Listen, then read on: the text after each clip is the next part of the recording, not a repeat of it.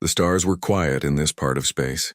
Too quiet, thought Captain Han Junho as he sat in his command chair aboard the warship Indomitable.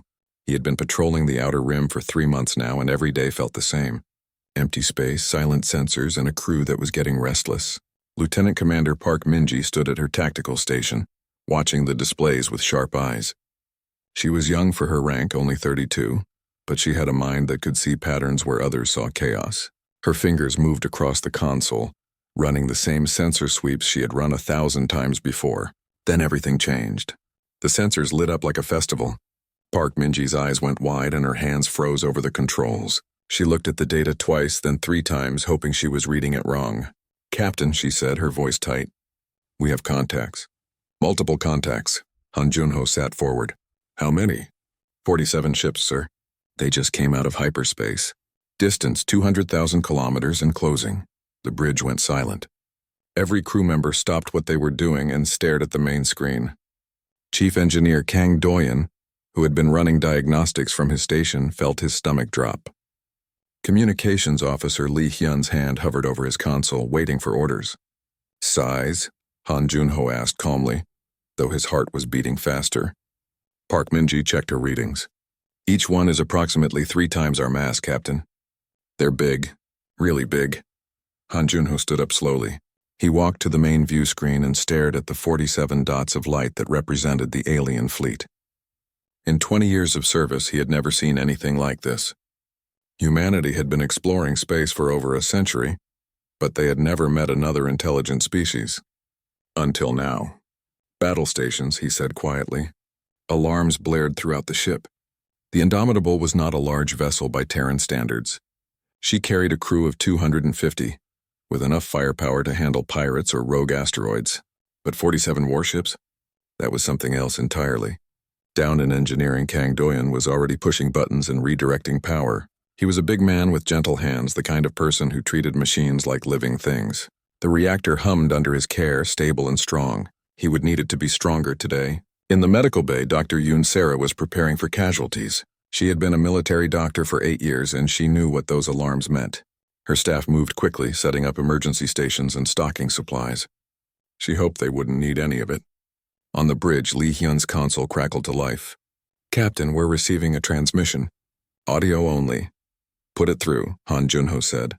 The voice that came through the speakers was deep and harsh, translated by the ship's computer into Korean. The words made everyone on the bridge feel cold. "Unknown vessel.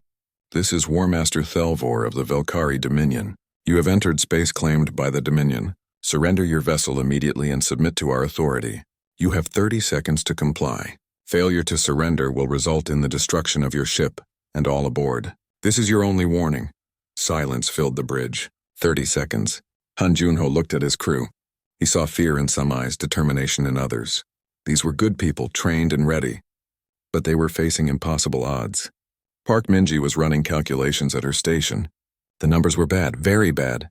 Even if the Indomitable was the best ship in the Terran fleet, which it wasn't, they couldn't win against 47 enemy vessels. Not in any simulation, not with any tactic she could think of. "Captain," she said softly, "recommend we attempt to retreat. If we can make it to hyperspace, they'll shoot us in the back the moment we turn around," Han Junho interrupted. He wasn't angry, just stating a fact. "We won't make it." Ensign Choi Minho, the young navigation officer, checked his console. "He's right, Commander.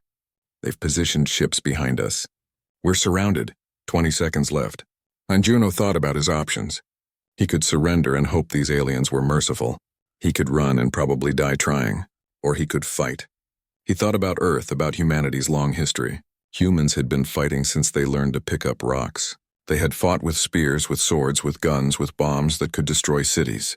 Humanity had nearly wiped itself out a dozen times. But they had survived. They had learned.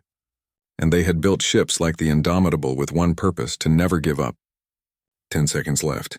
"Open a channel," Han Junho said. Lee Hyun pressed a button. "Channel open, sir." Han Junho straightened his uniform. When he spoke, his voice was clear and strong. "Negative. This is Terran space. You have 10 seconds to reverse course, or we will consider your presence an act of war." The bridge crew stared at their captain. Had he lost his mind? They were one ship against an armada. From the alien fleet there was a moment of silence, then laughter. Deep booming laughter that came through the speakers like thunder. The Velkari found the humans' response hilarious. War Master Thelvor's voice came back, still amused. "You dare threaten us? One small vessel against the might of the Dominion? You're either very brave or very stupid. Perhaps both. Very well.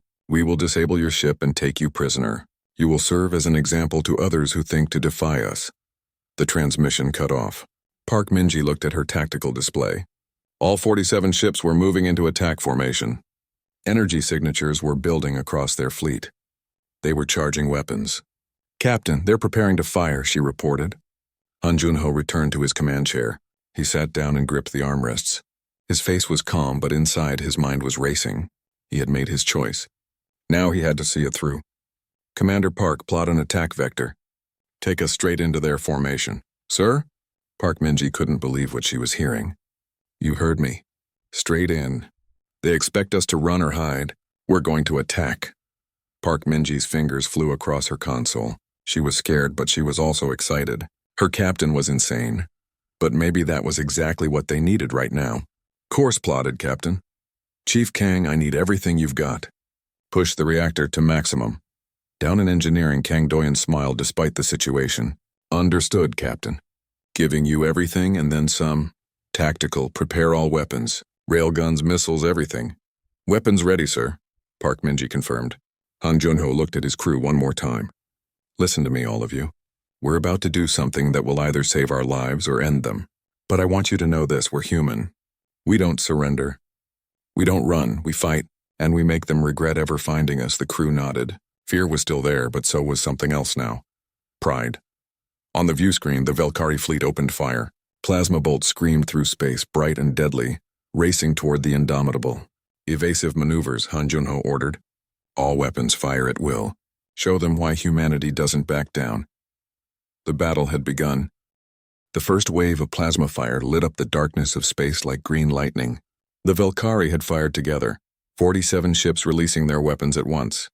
It was meant to be overwhelming, a show of force that would end the battle before it truly began, but the Indomitable was already moving. Park Minji's fingers danced across her tactical console as she fed navigation commands to Ensign Choi Minho. The ship twisted and turned, diving between plasma bolts that would have melted through their hull. The crew held on to their stations as the artificial gravity struggled to keep up with the violent maneuvers. "Incoming fire, port side," Park Minji shouted. The ship rolled and 3 plasma bolts passed through the space where they had been just a second before. Han Junho gripped his command chair. "Return fire. Railguns, target the nearest ship." The Indomitable shuddered as its main railgun batteries activated. These were not energy weapons like the ones the Velkari used.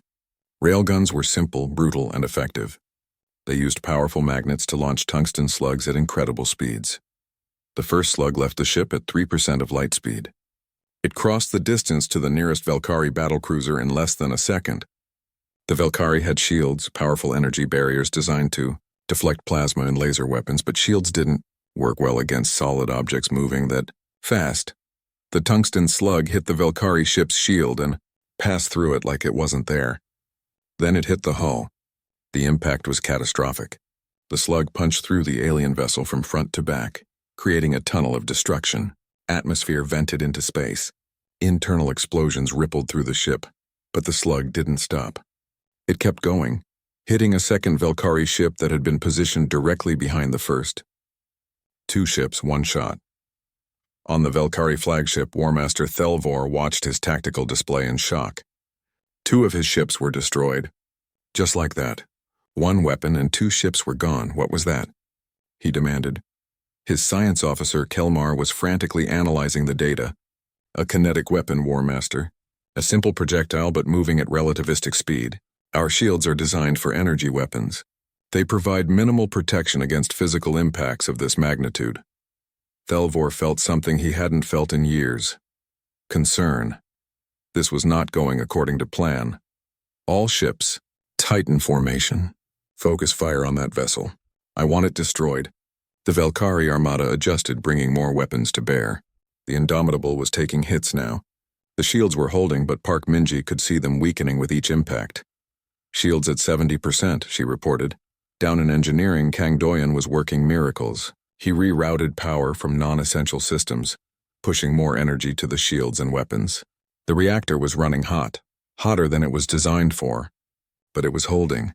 "Captain, I can give you more power, but we're going to pay for it later," he said over the comm. "Do it," Han Junho replied. "We worry about later when we survive now." The ship accelerated, diving deeper into the Velkari formation.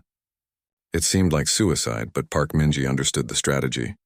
The closer they got, the harder it was for the Velkari to target them without hitting their own ships. "Prepare missiles," Han Junho ordered. Park Minji activated the missile systems. The Indomitable carried 200 smart warheads, each equipped with its own guidance system and tactical computer. They were expensive, sophisticated, and deadly. "Missiles ready, Captain. Fire all tubes. Full spread." The ship trembled as missile after missile launched from its bays. 200 warheads scattered into space, spreading out across the Velkari formation like a swarm of angry insects. The Velkari saw them coming and activated their point defense systems. Laser turrets tracked the incoming missiles and fired. The first wave of missiles was destroyed easily. The second wave met the same fate. War Master Thelvor allowed himself a moment of satisfaction. "Their missiles are no threat.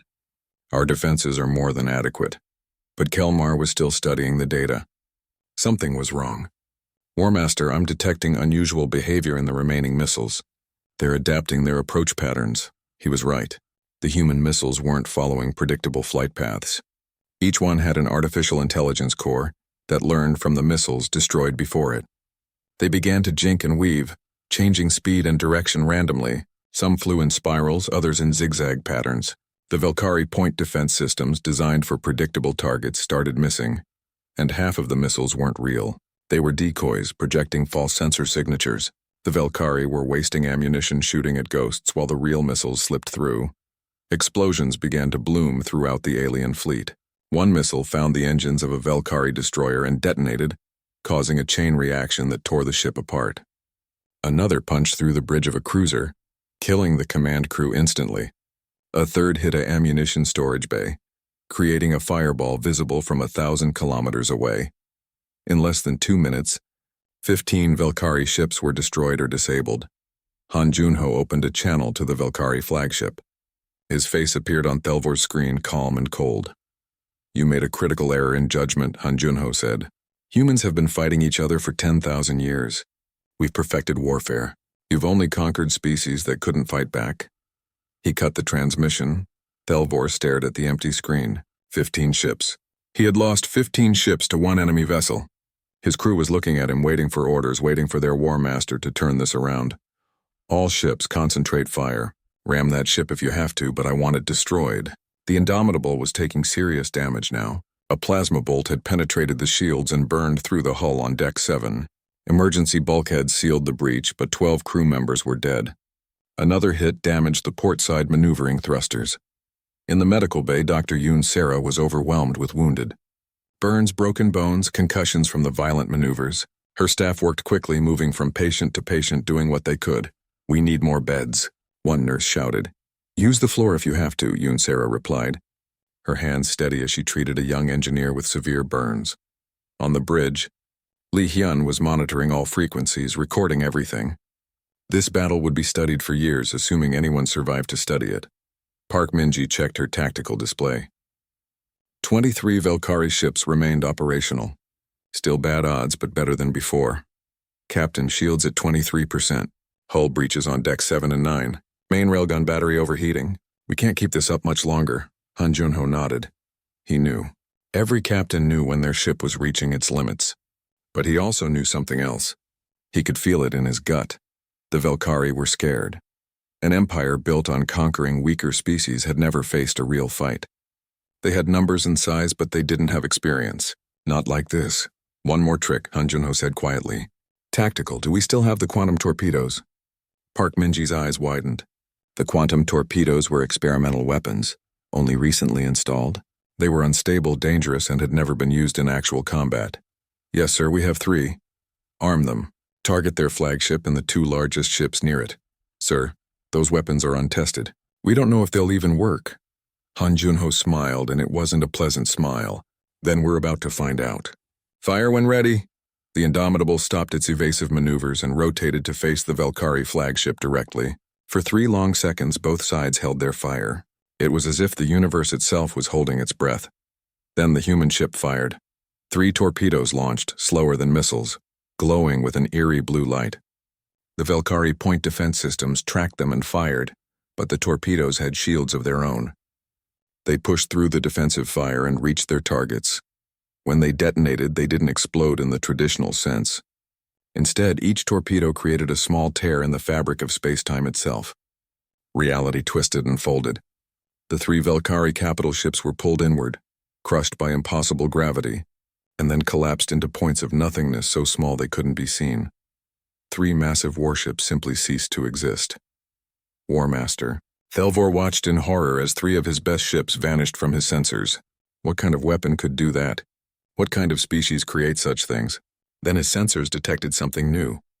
More ships were arriving, emerging from hyperspace behind the human vessel. But these weren't Valkyrie ships, they were human ships. Dozens of them. The Indomitable had not been alone after all. The Terran Defense Force arrived like thunder following lightning. 12 human warships emerged from hyperspace in perfect formation, led by the massive dreadnought Prometheus. Where the Indomitable was a patrol vessel, the Prometheus was a beast built for war. Twice the size, 3 times the firepower, and carrying a crew of 800. On the bridge of the battered Indomitable, Li Hyun received the incoming transmission and couldn't help but smile. Captain, the fleet has arrived. Admiral Song Taehyun is hailing us. Han Junho felt relief wash over him, though his face remained calm. Put him through. A holographic image appeared above the main console. Admiral Song Taehyun was an older man, gray-haired and sharp-eyed, with the kind of face that had seen too many battles. He looked at Han Junho with concern and pride in equal measure. Captain Han, we received your distress beacon. Looks like you've been busy. Han Junho gestured at the view screen showing the remains of the Valkyrie fleet.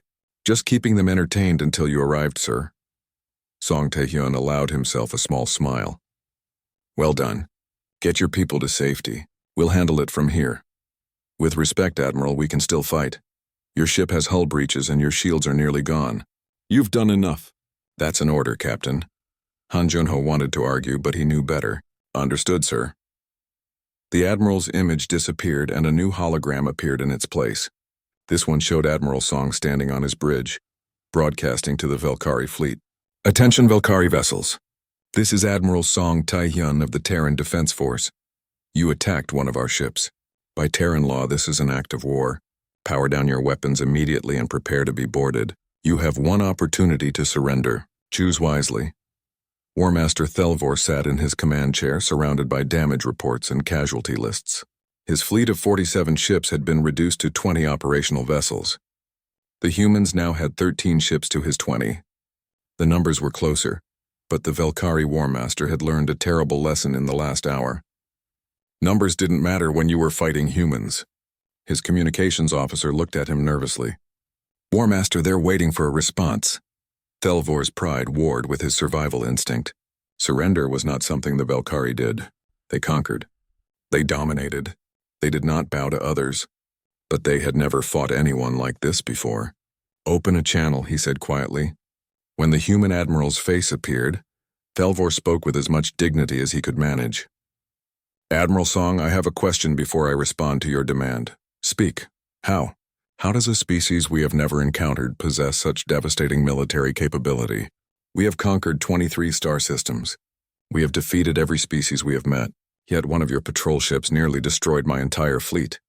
Admiral Song was quiet for a moment, then he gestured off-screen. A new figure appeared beside him in the hologram. It was Dr. Yoon Sarah from the Indomitable, her medical uniform stained with blood from treating the wounded. I'll answer that, she said, her voice tired but steady. You've spent the last century conquering species that had achieved spaceflight, but never experienced total war. Humanity is different. We had nuclear weapons before we left our planet. We've fought wars that killed millions. We've used biological weapons, chemical weapons, orbital strikes against our own cities. We've done terrible things to each other, things that still haunt us. She paused and her eyes were hard. Every human warship carries the accumulated knowledge of 10,000 years of warfare. We don't build ships just to explore. We build them to win. Because we know what happens when you lose. We've lost before many times and we learned from every defeat. Thelvor felt something cold settle in his chest. He looked at his science officer, Kelmar, who had been studying the human tactics throughout the battle. "She's right, War Master," Kelmar said quietly. "I've analyzed their combat patterns. Every maneuver, every weapon deployment, every tactical decision is based on experience. Real experience. They don't fight like explorers defending themselves. They fight like soldiers who have fought 1,000 battles." Thelvor turned back to the hologram. "And if my fleet was twice this size, what would you have done?" The answer came from Captain Han Junho, who had rejoined the communication. His ship was damaged, his crew was wounded, but his eyes were fierce. "We would have fought twice as hard." The simple truth of that statement hit Thelvor like a physical blow. These humans would never surrender. They would fight until their ships were destroyed and their crew was dead. And they would take as many enemies with them as they could. War Master Thelvor had never felt fear in battle before. He felt it now. "I need time to consult with my officers," he said.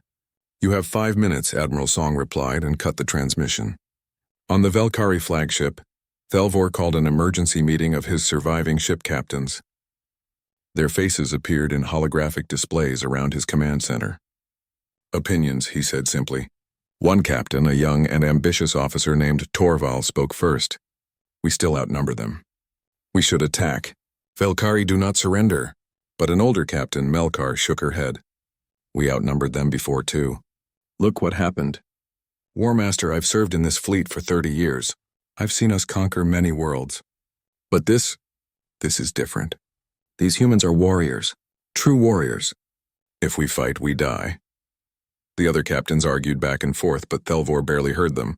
He was thinking about his crew, about the thousands of Velkari lives under his command. He was thinking about his duty to the Dominion, but also about the reality of their situation. They could not win this fight. "Enough," he said, and the arguing stopped. "I am War Master. The decision is mine." He took a deep breath. "We surrender." The shock on the faces of his captains was clear. Torval looked like he might have a heart attack. "War Master, you can't be serious. The Dominion will have to accept it," Thelvor interrupted. "Because the alternative is that they lose an entire fleet and gain nothing. At least this way we survive, we learn, and we carry a message back to our government." He opened a channel to the human fleet. Admiral Song's face appeared immediately. "Admiral Song, I accept your terms. The Velkari fleet surrenders. We will power down our weapons and await your instructions." Across the Velkari fleet, energy signatures began to fade as weapon systems shut down. It was over. Admiral Song nodded. "A wise decision, War Master. Prepare to receive boarding parties. You will be treated fairly and according to the laws of war." "Before we proceed," Thelvor said, "I want to know, what will you do with us?" "That depends on many things," the Admiral replied. "But for now, you will be detained while we determine if this was an authorized military action by your government or the decision of one fleet. Either way, there will be consequences." The transmission ended. On the Indomitable, Captain Han Junho finally allowed himself to relax. The battle was over. They had survived. "Damage report," he said. Park Minji read from her console. "Hull breaches on 4 decks, shields inoperative, port side thrusters offline, and the main railgun battery needs complete replacement." "We're in bad shape, Captain." "Casualties?" The bridge went quiet. Park Minji looked down. 37 wounded. 8 dead. 8 crew members who would never go home. 8 families who would receive terrible news. Han Junho felt the weight of those deaths settle on his shoulders. Down in engineering, Kang Doyen was looking at his reactor with a mixture of pride and concern.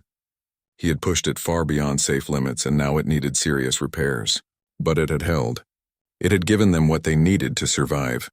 In the medical bay, Dr. Yoon Sarah was finishing treatment on the last of the wounded. She was exhausted, covered in blood and sweat, but everyone was stable. They would all live. On the bridge, Ensign Choi Minho was monitoring long-range sensors as the Velkari ships powered down. Then he saw something that made him freeze. "Captain, I'm picking up new contacts. Multiple vessels approaching our position." Han Junho's exhaustion vanished instantly. "Velkari reinforcements?" I don't think so, sir. The transponder codes are different. They're not military vessels. They're civilian transports. Hundreds of them. Park Minji enhanced the sensor data and her eyes widened. Captain, those are colony ships. Refugee vessels. There are thousands of life signs aboard them. War Master Thelvor's voice suddenly came over the emergency channel, and for the first time he sounded truly afraid. Admiral Song, Captain Han, you need to see this. Those ships, they're carrying Velkari civilians, refugees from our core worlds. And if they're here, that means... He stopped speaking and his face on the view screen showed pure terror. It means what? Admiral Song demanded. Thelvor looked directly at the camera. It means the Harbingers are already here. The reason we were expanding so aggressively, we weren't just conquering. We were running, and now there's nowhere left to run. The refugee ships appeared on sensors like ghosts, hundreds of them drifting through space in a ragged formation. They were massive colony vessels, each one designed to carry thousands of passengers. But these ships showed signs of damage. Scorched hulls, missing sections, emergency patches hastily welded onto breaches. Admiral Song Tai-hyun stood on the bridge of the Prometheus, watching the incoming fleet with growing concern. Hail the lead ship. I want to know what's happening. The response came quickly, but it wasn't from the refugee fleet. It was from War Master Thelvor, and his voice carried a weight of desperation that hadn't been there before. Admiral, I need to speak with you immediately. It's about the Harbingers. Within minutes, a holographic conference was established. On one side were the human commanders, Admiral Song, Captain Han Junho linking in from the damaged Indomitable, and several other fleet captains. On the other side was War Master Thelvor, looking older and more tired than he had just an hour ago. Start talking, Admiral Song said. Thelvor took a breath. Everything you know about the Velkari Dominion is a lie. We told the galaxy that we were an empire, expanding to spread our civilization. The truth is much worse. We're refugees. We've been running for 3 years. Captain Han Junho leaned forward in his holographic image. Running from what? We call them the Harbingers. They appeared in our core systems without warning. At first, we thought they were ships. Then we realized they were alive. Organic machines, massive beyond anything we'd ever seen. They don't communicate. They don't negotiate. They consume. A Velkari civilian ship captain joined the hologram, a female named Selavi. She looked exhausted, her clothing torn and dirty. Admiral Song, my ship carries 12,000 refugees. We fled from Velkara Prime, our homeworld, 3 weeks ago. When we left, the Harbingers were already in orbit. They were eating the planet, breaking it apart and consuming it. Park Minji, listening from the Indomitable's bridge, pulled up the sensor data from the refugee ships. Captain, I'm detecting unusual energy signatures on their hulls. Some kind of corrosive damage at the molecular level.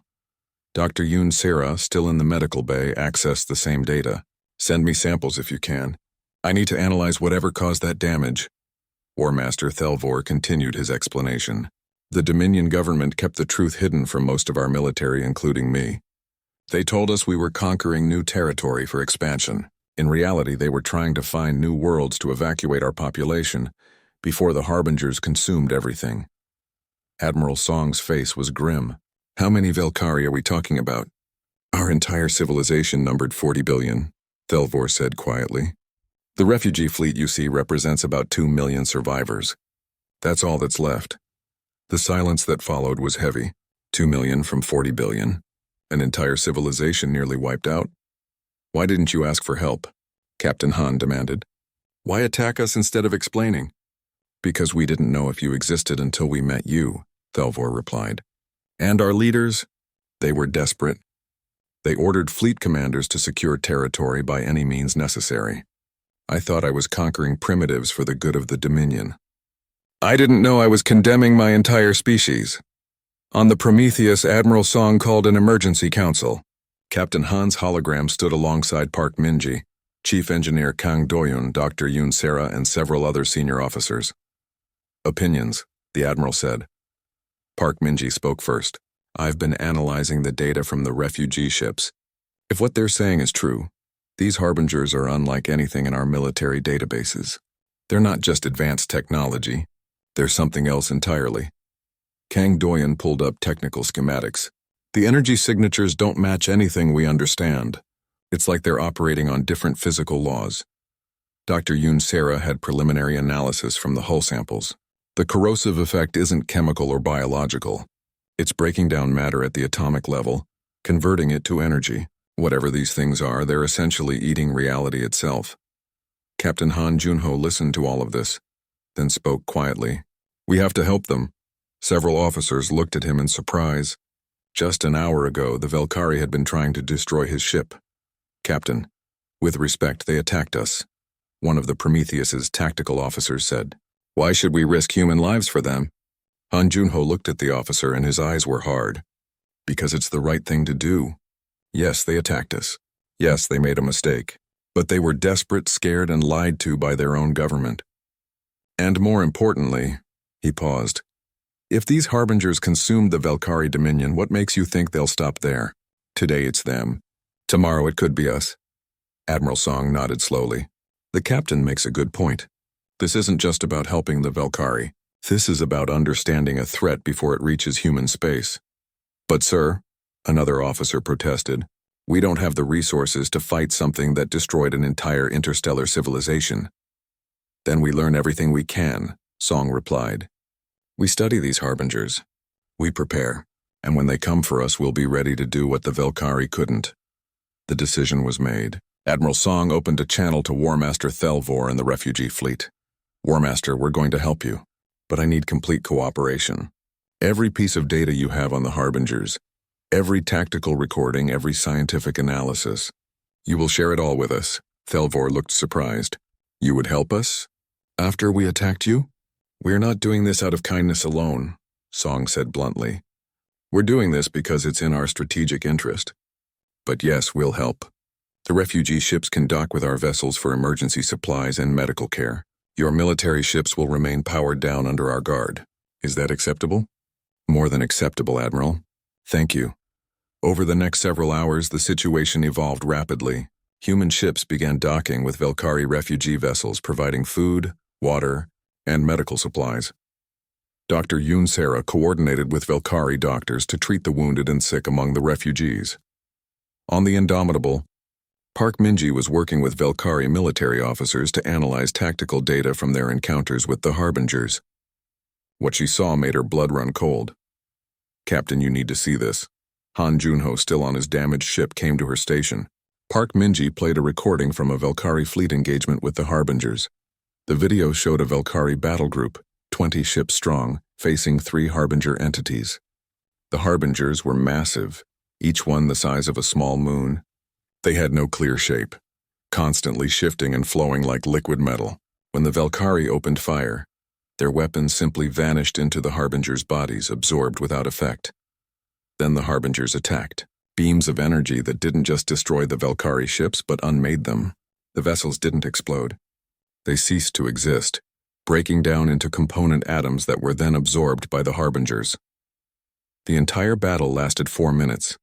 20 Velkari warships were gone and the harbingers had grown larger. They're not just destroying ships, Park Minji said. They're eating them, converting mass directly to energy and using it to grow. Han Junho felt a chill run down his spine. Can they be killed? The Velkari tried everything.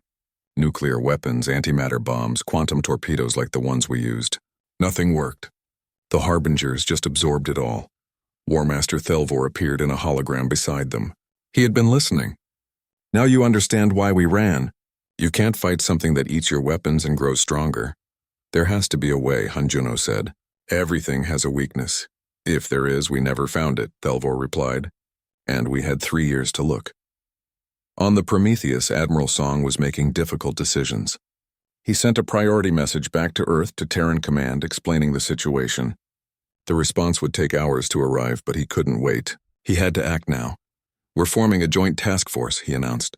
Human and Velkari personnel will work together to study the Harbinger threat. We'll share technology, tactics, everything.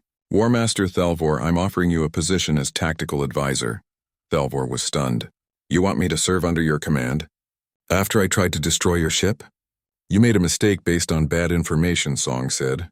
But you're also an experienced fleet commander who has fought the Harbingers and survived. I'd be a fool not to use that experience. Slowly, Thelvor nodded. I accept. And Admiral, thank you for giving us a chance. As the human and Velkari forces began to work together, something unexpected happened. The two species who had been enemies just hours before started to understand each other. Velkari engineers marveled at human ship designs, so compact yet so powerful. Human scientists learned from Velkari energy shield technology, finding ways to adapt it, and through it all everyone was aware of the shadow hanging over them. The Harbingers were out there consuming world after world, growing stronger with each system they devoured. The question wasn't if they would reach human space. The question was when, and whether humanity would be ready when they arrived. 3 months had passed since the battle. The Indomitable floated in orbital dock above Earth's moon, fully repaired and upgraded. Captain Han Junho walked through the corridors of his ship noting the changes. New armor plating, enhanced shield generators and weapon systems that combined human and Velkari technology. But the biggest change wasn't to the ship. It was standing on the bridge when Han arrived. War Master Thelvor wore a modified Terran uniform, the insignia showing his rank as First Officer of the Indomitable. It had taken weeks of debate in Terran Command, but Admiral Song had convinced them. The Velkari had knowledge and experience that humanity needed, and Thelvor had proven himself trustworthy. Captain on the bridge, Thelvor announced, his accent still heavy but his Korean improving every day. Han Junho smiled slightly. At ease, status report? Lieutenant Commander Park Minji, now promoted to commander, stood at her tactical station. All systems green, Captain. The new hybrid shields are operating at full capacity. I have to admit, combining our technology with Velkari designs has made us significantly more powerful. Chief Engineer Kang Doyen's voice came through the comm. Engineering ready, Captain. The reactor modifications are stable. We can now generate 40% more power than before. Excellent. Helm, take us out of dock. It's time to see what this ship can do. Ensign Choi Minho, still the navigation officer, guided the ship smoothly away from the lunar orbital platform. Around them, the new reality of human space was visible. Velkari refugee ships were integrated into Earth's orbital infrastructure.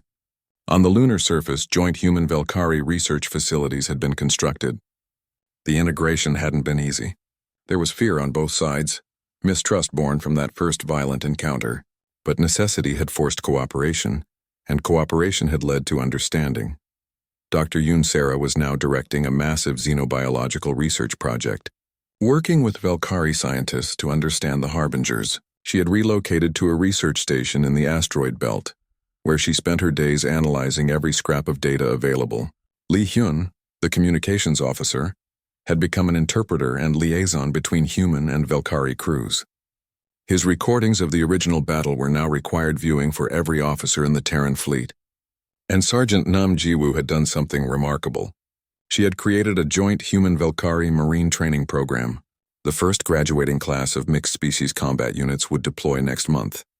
The Indomitable now led a patrol fleet of 8 ships, 4 human and 4 Velkari. Their mission was to guard the border between known space and the expanding Harbinger territory. Captain, incoming transmission from the research station, Lee Hyun reported. Dr. Yoon Sara's face appeared on the main screen. She looked tired but excited. Captain, I think we found something. A potential weakness in the Harbingers. Everyone on the bridge perked up. Thelvor leaned forward, his alien features showing hope for the first time in months. What did you find? Han Junho asked. The Harbingers absorb energy and matter, we know this. But they do it through a quantum conversion process.